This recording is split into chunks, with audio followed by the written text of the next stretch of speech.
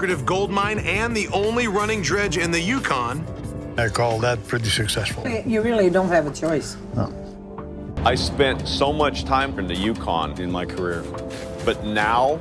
The stars of Gold Rush chased fortune in the harsh wilderness, but what became of them after the glory? Well, their fates are more surprising than the claims. Join us as we find out how some of the stars on Gold Rush are doing now. Number 1. Parker Schnabel.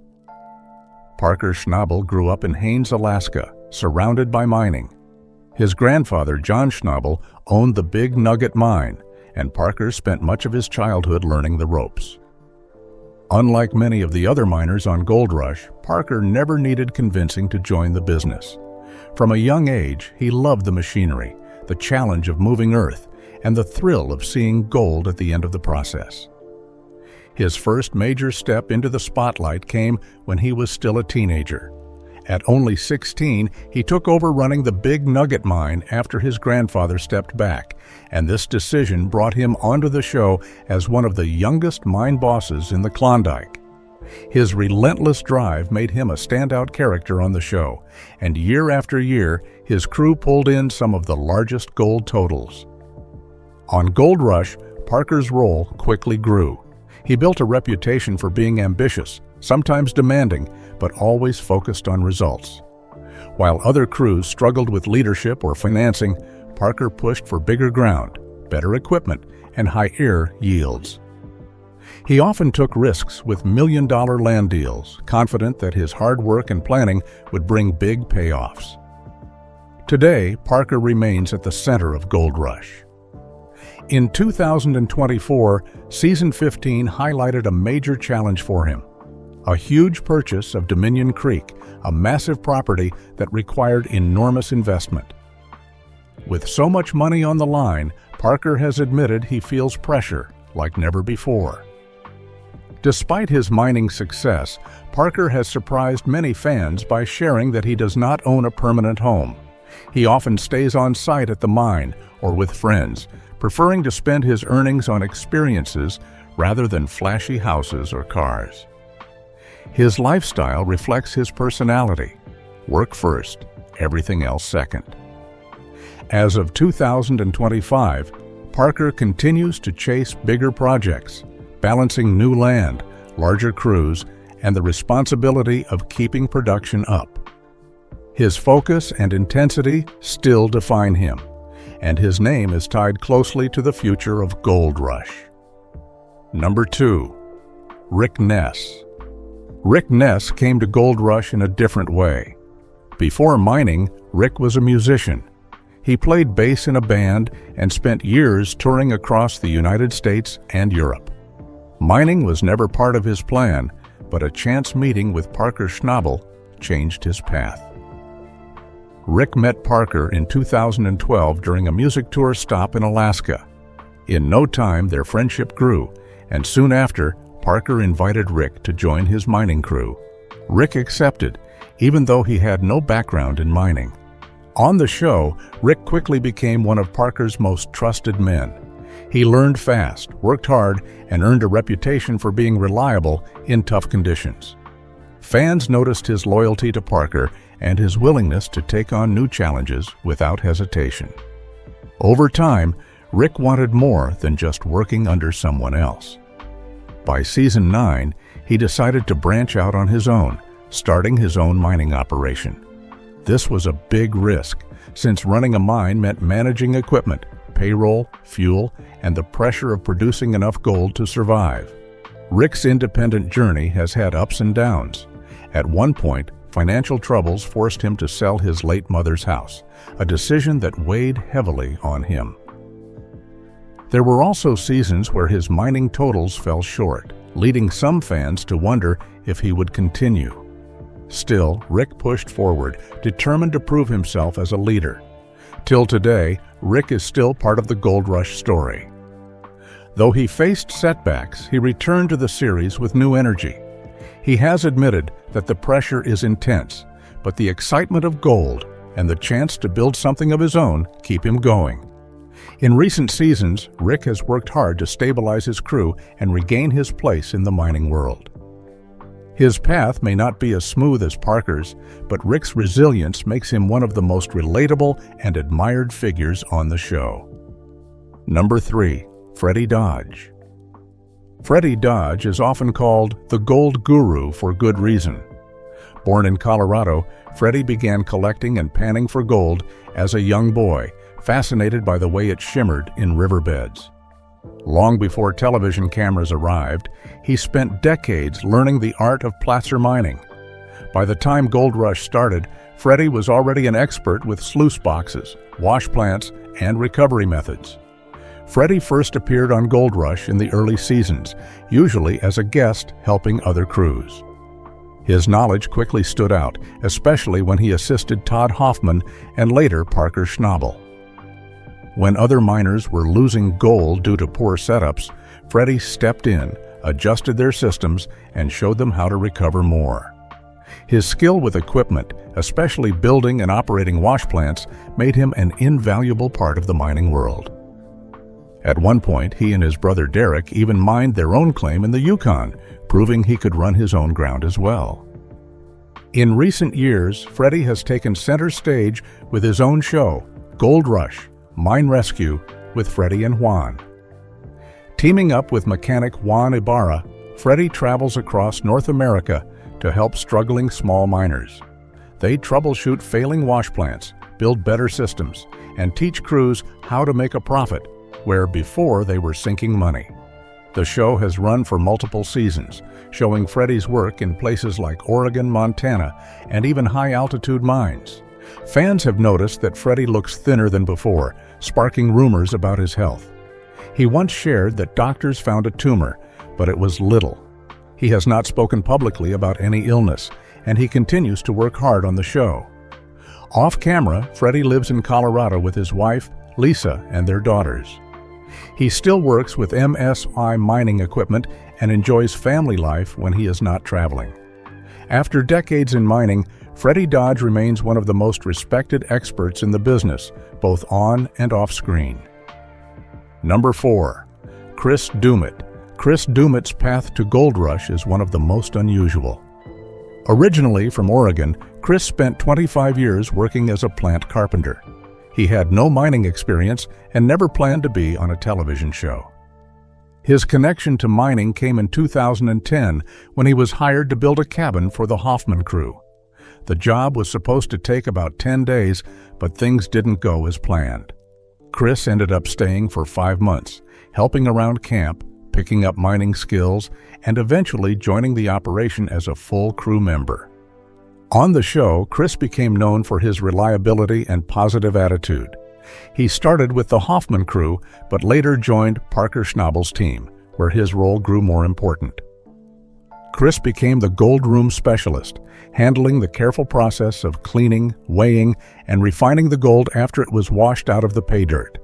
This was a huge responsibility, since mistakes at this stage could cost thousands of dollars. His trustworthy nature made him one of Parker's most valued workers. As Parker expanded to multiple wash plants, Chris's workload increased. Running Big Red, Bob's Plant, and other setups meant that gold cleanup became overwhelming.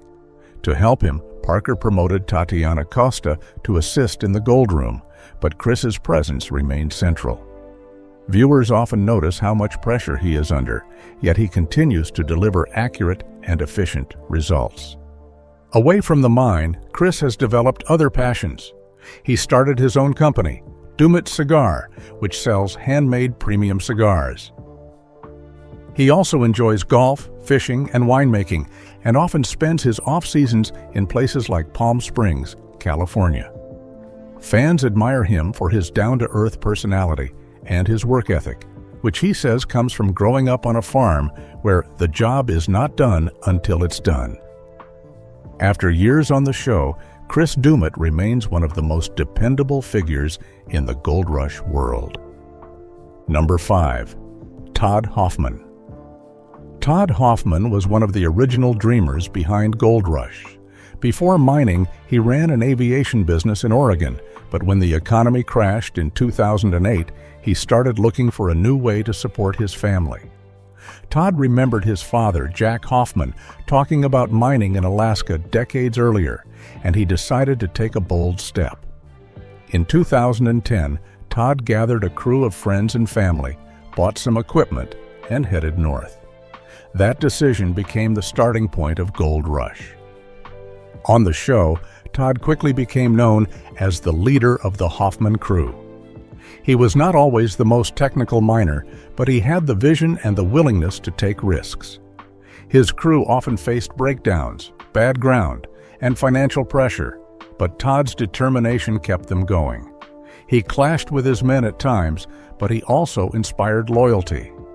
Viewers saw him as a man willing to gamble everything for gold, even if it meant frustration and failure along the way. Over the seasons, Todd moved his crew across multiple locations: Porcupine Creek in Alaska, the Klondike in Yukon, and even Guyana in South America. Not every venture paid off, but his persistence and faith kept him pushing forward. By season 8, Todd announced he was leaving Gold Rush to pursue other opportunities, but his story didn't end there. In 2022, Todd returned with Hoffman Family Gold, bringing Jack and his son Hunter back to Alaska. The show followed them as they tried once again to make mining work, this time with the experience of past mistakes.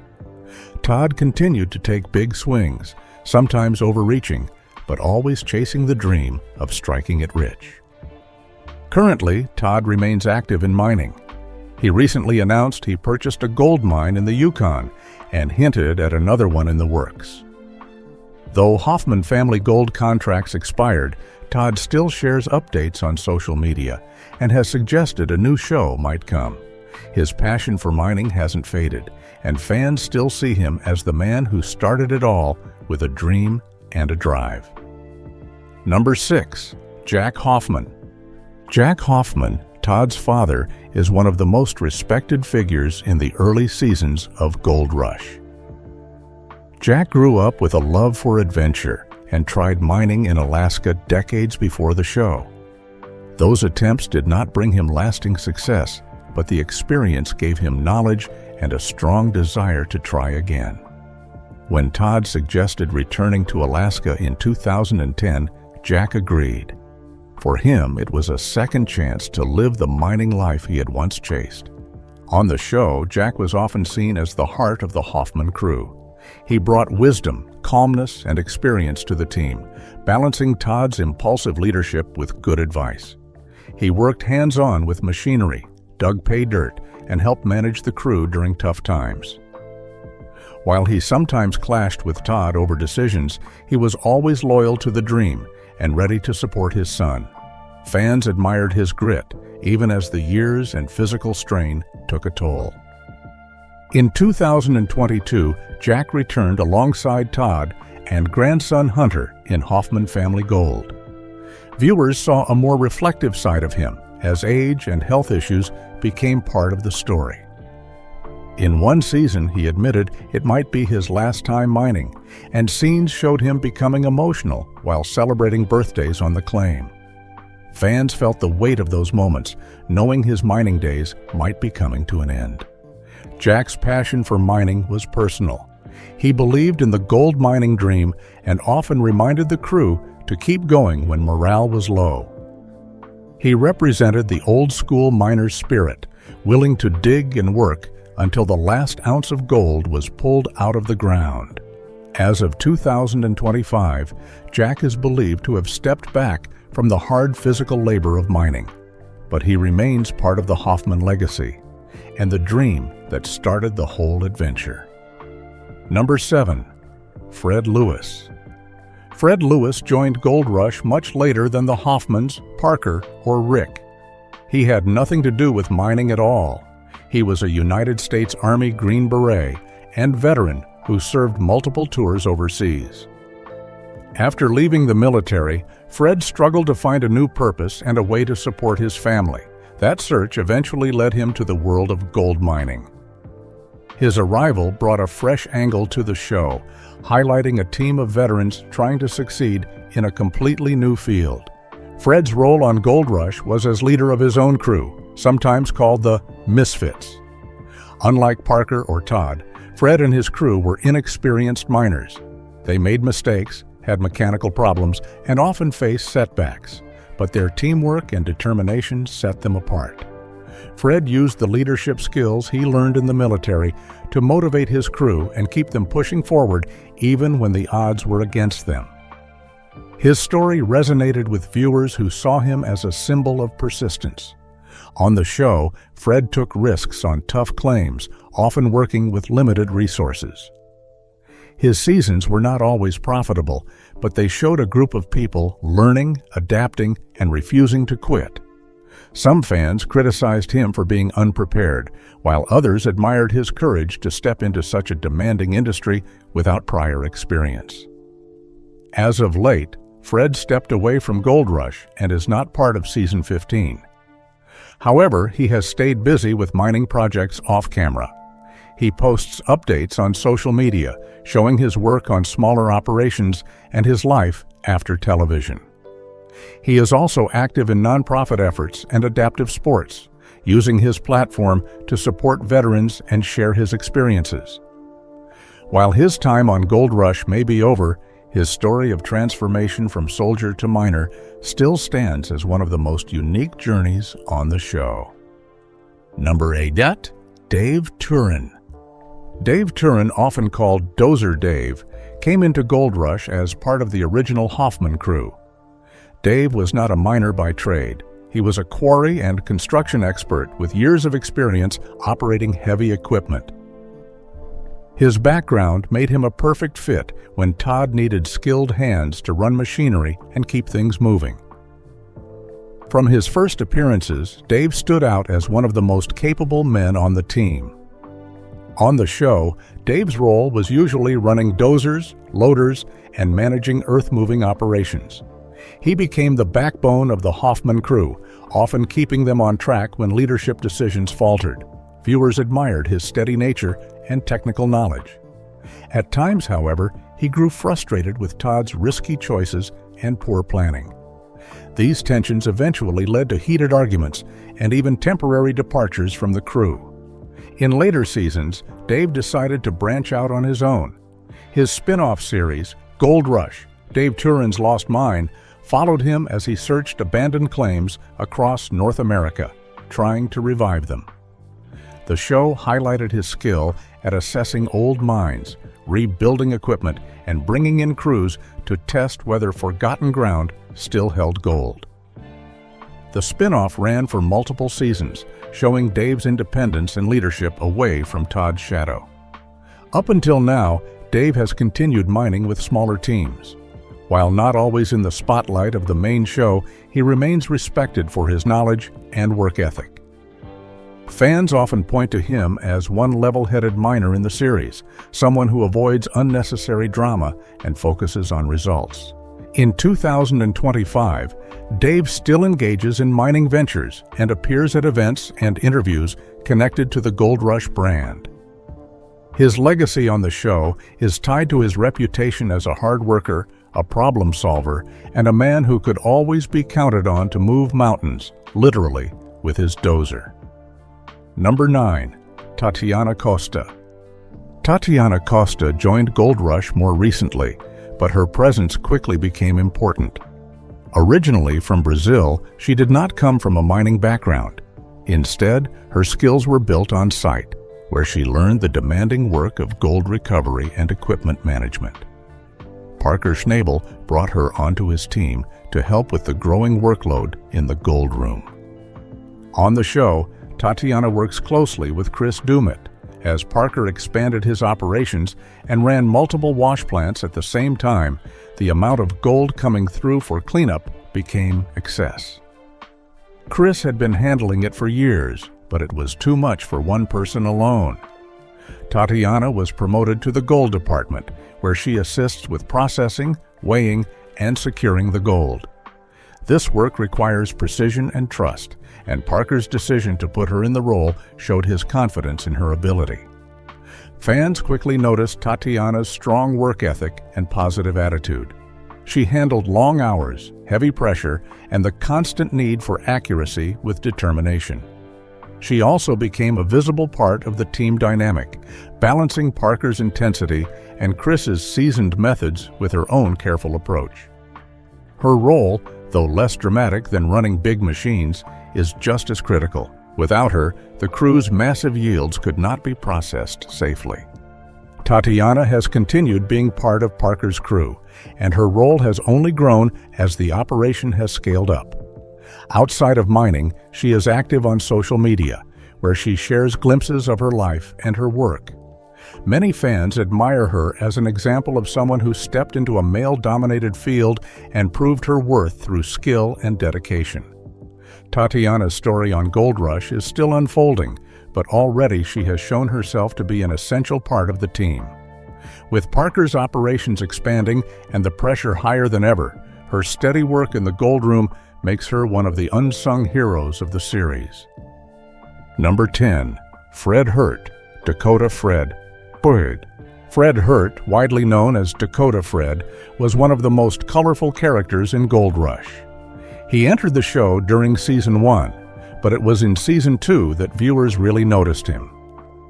After Todd Hoffman's crew struggled at Porcupine Creek, Fred stepped in, leased the claim, and took over. This move stirred controversy among fans, but it also set him apart as a miner who was bold, tough, and unafraid to make big decisions.